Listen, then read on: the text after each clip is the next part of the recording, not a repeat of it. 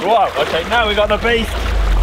Some people say fishing is boring and it just takes too long. So today, our goal is to catch all the fish in this lake in just a few hours. Netting a lake is a much more complicated process than you'd think. But over the next few days, I was going to muck in and help with this exciting task, on the promise that I'd get to meet loads of fish, and some unusual species too. To be honest, it's been a tough old winter, and my personal fishing hasn't really gone that well. In fact, I've pretty much forgotten what a fish looks like, but today, we're catching all of them. Well, that's if I could actually find the place. I was already running late, and what were the chances of there being two lakes that looked the same and had the same name? Thankfully, the other reservoir, where we're supposed to be, is 3 minutes away.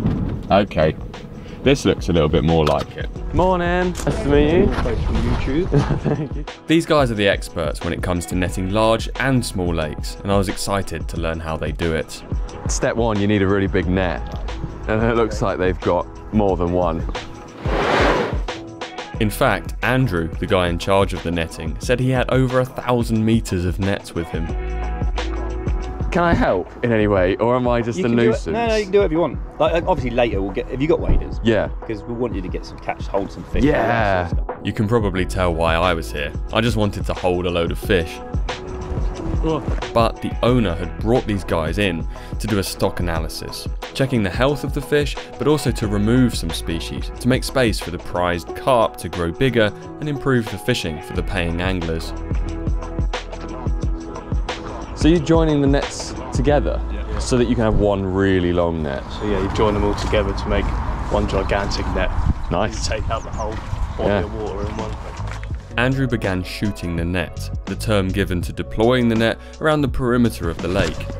Too close to the edge and it might snag on branches and debris. Too far and some fish could be missed. So the two guys are jumping in the water and splashing around and stuff because they're trying to scare the fish into the middle of the lake to get them away from the reeds and stuff. It kind of looked like fun, so naturally I wanted to help out. I have just the device. You gonna go and help? Yeah. Oh yeah. Off you go. But Carl, the net's already out there. You need to run round to the other side if you actually want to help. I'm on the other side now. No, that's not quite what I meant either, mate. Due to my significant contribution and effort, the net had been successfully laid out. However, now came the tough bit. Pulling it back in takes strength and patience. I did begin to wonder, would we really catch all of the fish? Well, I keep laughing the reeds, some will come out, some will stay. Everyone thinks they'll just swim out, but quite often they just swim around you basically. There we are. The net is almost in a full circle around this entire lake. The guys were just trying their absolute best to scare those fish into the middle, get them away from the reeds and stuff.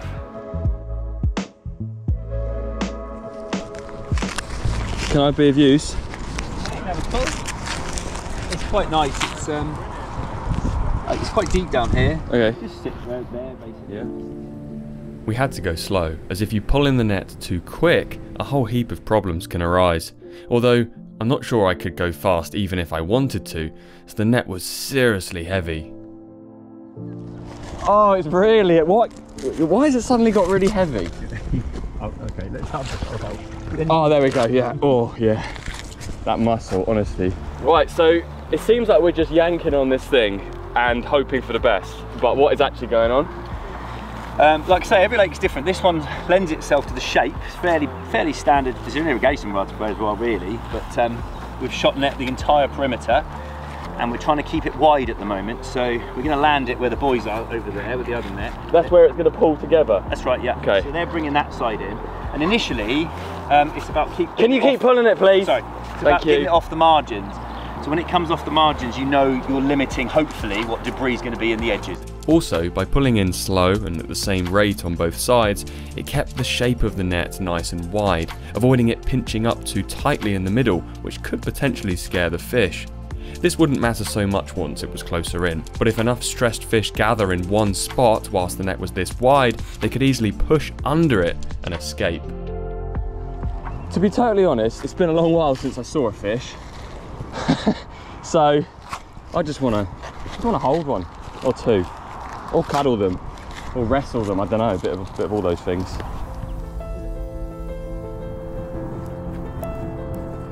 That's a job to do. The net isn't even in on this lake yet, and I'm looking forward to tomorrow. Like, the grass carp, he said tomorrow's lake's got like seriously big ones. Anyway, focus on the job in hand. We have the net maybe halfway in. Where those floats have just started pulling under, that's because the lead's on the bottom, like the bottom of the net is potentially snagged on something. And as soon as those floats start dipping down, you know you might have to do something about it. Is it pinged off? Yeah. Okay, yeah, they're good. One unfortunate snag at the end of the netting could render the whole morning's effort useless. So I could understand why, now that the net was almost in, the team had gone a little quiet. Only when it starts sort of shrinking down and becoming a bit smaller do you start thinking, they're coming towards us. All those fish are on their way in.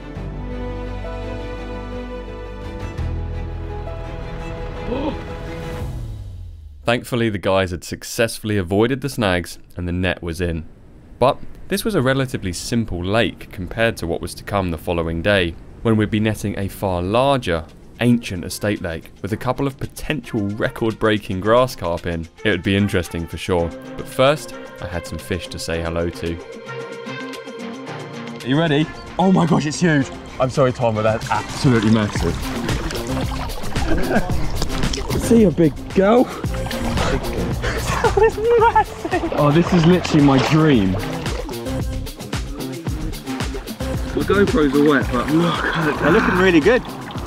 Mint, aren't they? Well, there you go. Another. There's nice fully scaled. Mate, that's a beast. Oh, I'd love to catch that one. Yeah. I mean, I guess we have caught that one. all right. I mean, it's a stunning fish. 37 pounder.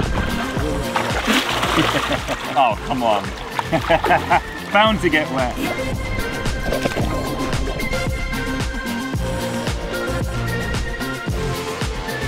Nice scales.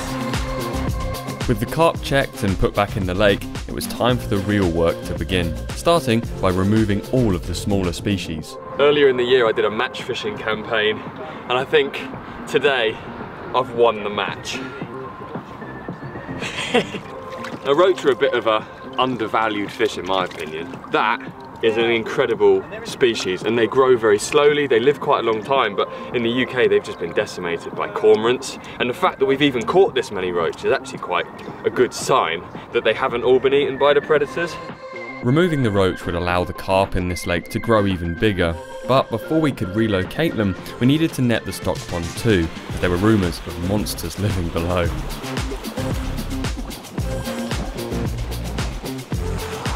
I had a fish go through my legs, but it suddenly just hit me in the back. We've got Andrew on the bongo.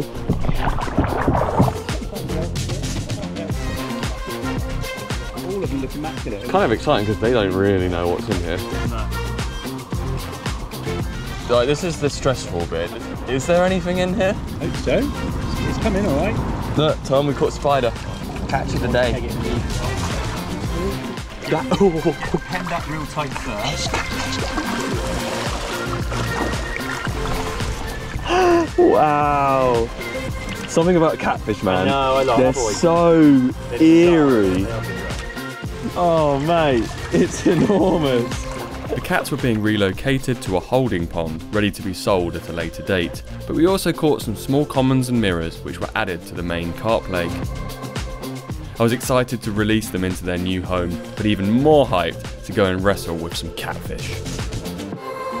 Thank you. Well, hello guys. Amazing there's so much variation in the colours. There's a catfish which has been living in clearer water. Farewell, buddy.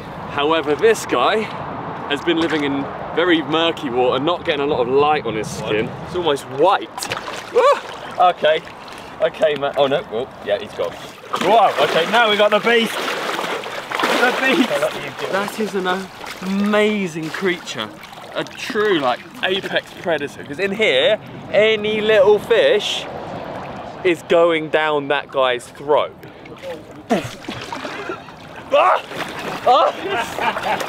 Well, that was a good laugh, but tomorrow there's fish even bigger than that. Huge, long silver torpedoes. I can't wait.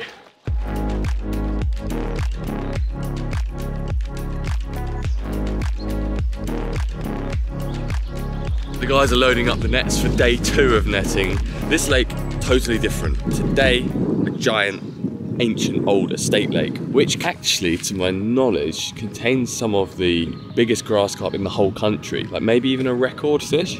Blue jacket so you don't get so cold. Oh, thank you. I work for AE Fisheries now. Have you got a license for that net, mate? Here we'd been tasked by the lake owners with removing the stocks of large tench, due to the fact that the water was being run as a carp fishery, and removing them would leave more space for the current carp stocks to grow further. Personally, I love a mixed fishery and I think it adds a lot to your fishing, but when you're selling tickets and running a carp fishing business, I can see where they're coming from. Due to the size and complexity of this lake, we were going to have to net it 3 times in different areas. There were just too many snags and of course the island to contend with that would prevent us from netting it all at once. And importantly, this was the best way of hopefully getting to hold one of the giant grass carp along the way. This is the bit where being strong is really necessary. Oh look, he's doing another one. To stop the fish being able to move around the 3 different zones, Andrew was putting a blocking net in between our nettings. This would prevent us from catching the same fish twice and ensure we didn't lose too many fish round the back of our nets. Do you want a hand pulling anything? Yeah, can do, mate, if you want. Yeah. Yeah. What bit is most helpful? Yeah, you can go ahead with support. What I normally do is I'll get a bit of a stack of floats here. Yeah. I'll come in front, you can come in. And then, yeah, we pretty much just a bit of a synchronised pulling, pretty much. Yeah, we'll just... I'll pull at the same time as you.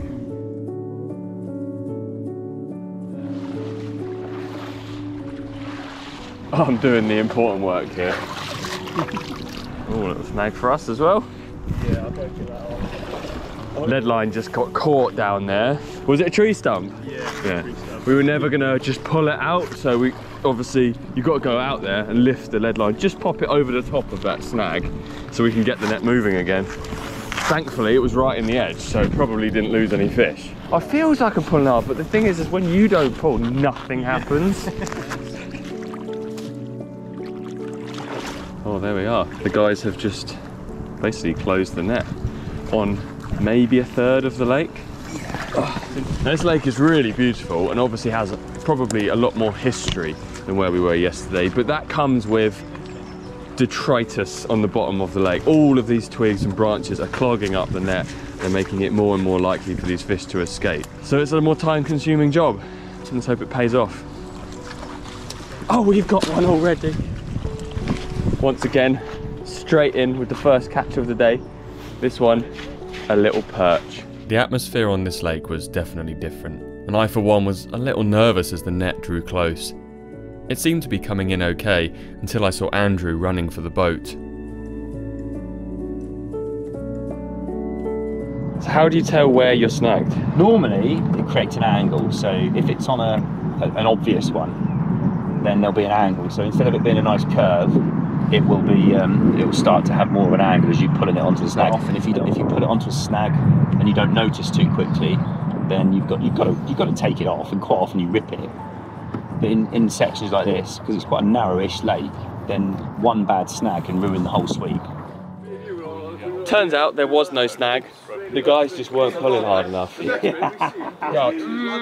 on, can I just point out who said it was snag to begin with? Yeah. It wasn't me. It won't be. Oh yeah! I just want to get it. Interesting. I think he just wanted to get in the boat. Yeah, I think he wanted to take you for a little boat ride, show you over the back of the net, really. The net came in snag free, and inside was a handful of beautiful big tench, and the odd quality perch too, but sadly, no signs of any grass carp.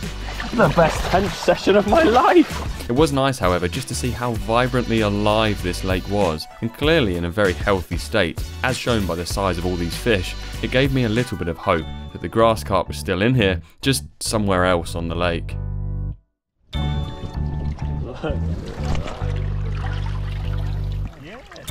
I'm still just hoping that we actually get to see one of these grass carp, because realistically, a 40-pound plus grass carp is actually like that long, and we didn't get any up there.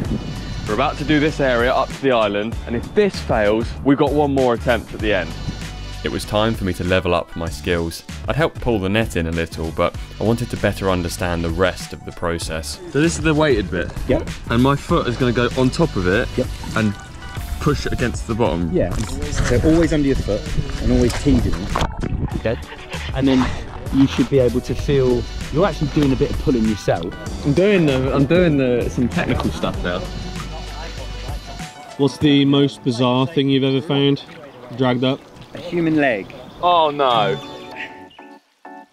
Andrew's saying the net's very heavy at the minute. It's really hard to pull. We're just hoping it's not just weeds and silt, and that instead it's masses of fish. Oh, I do wonder what's in there. I thought there'd be a load in there, to be honest. It came in lovely, but there isn't.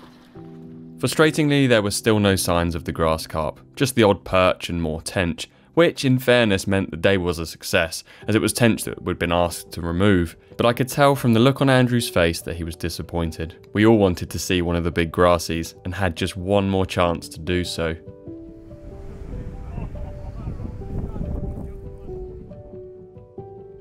It's probably every fisherman's dream to own a lake, or like have a fishery of their own, and I've had that since I was a kid. Like, real big goal of mine is one day to have my own lake. But I think the owning of a lake is a bit boring. It's just a lake, but the idea that you can manage it, improve it, work on the habitat, grow certain plants, introduce measures and stock control like what we're doing today to make it better and healthier and more vibrant, alive and productive, and a better lake to fish in the future. The whole process is huge. There's so much to learn.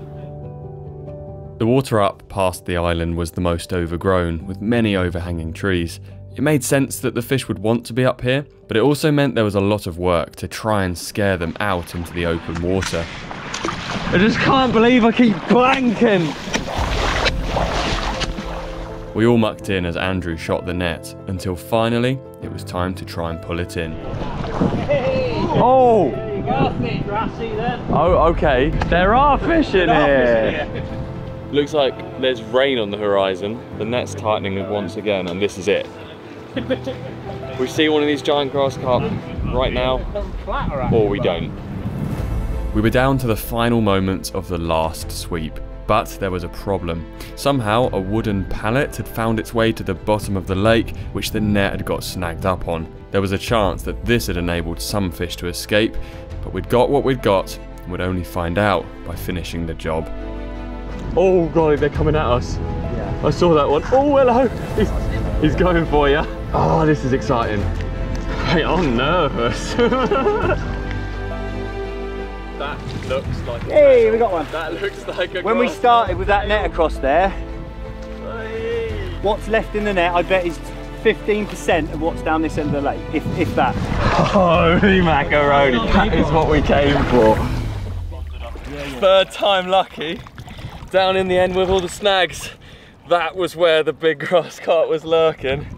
Check that out. And they're really old, you know, they've been in here a long time. Ancient fish. They really are, yeah. So long and impressive. Just like me.